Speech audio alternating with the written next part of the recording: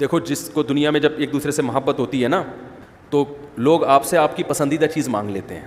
Setting میں تو یہ بہت ہوتا ہے. لڑکے بتاتے ہیں, میری اپنی کوئی سیٹنگ نہیں ہے الحمدللہ, کہ سیٹنگ میں یہ بہت ہوتا ہے کہ وہ محبوبہ نے یہ مانگ لیا, اپنی کوئی خاص چیز مانگ لی کہ بھئی یہ گھڑی ہے یا یہ موبائل ہے. اب آپ آزمائش میں آ گئے, اب آپ کو محبت تھی, آپ نے کہا کوئی بات نہیں, یہ آئی فون تمہارا ہوا.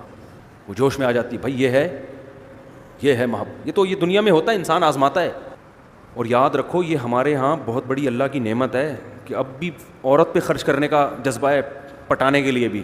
گوروں میں یہ بھی ختم, گوروں میں عورت کا یہ حق بھی ختم ہو گیا کہ انگریز عورت کو پٹانے کے لیے اس پہ خرچ نہیں کرتا, دونوں ایک دوسرے کو اپنے خرچے پہ پٹا رہے ہوتے ہیں. یعنی گرل فرینڈ بھی بوائے فرینڈ کا خرچہ اٹھا رہی ہوتی ہے آدھا آدھا. کم بخت کی سیٹنگ چل رہی ہے گرل فرینڈ سے, برگر بھی وہ اپنے خرچے پہ کھائے گی بیٹھ کے. یہ عورت کا حال ہو گیا ان ملکوں میں. یعنی نہیں آ رہی سمجھ میں, میرا خیال ہے یہ تو یہاں ہے کہ برگر اپنے خرچے پہ, پیزا اپنے خرچے پہ, اور ایزی لوڈ اپنے خرچے پہ. پھر کہیں جا کے وہ 8-10 پہ یہ خرچہ ہوگا تو ایک آدھ پٹ پٹا کے آئے گی آپ کے پاس. وہاں انگریز خرچہ نہیں کرتا گرل فرینڈ پہ, کیونکہ وہ بھائی تو جیسے میری ضرورت گرل فرینڈ ہے تو تمہاری ضرورت بوائے فرینڈ ہے, تو تم اپنے پیسوں سے برگر کھاؤ, میں اپنے پیسوں سے برگر کھاؤں گا. اتنے مزے گوروں کے ہیں, اور نقصان کس کا ہو رہا ہے؟ عورت کا. تو عورت کے حقوق یہاں جتنے ہیں نا وہاں نہیں. گرل فرینڈ حرام ہے, ناجائز ہے, کہیں شروع نہ کر دیں. ایک مثال دے رہا ہوں میں.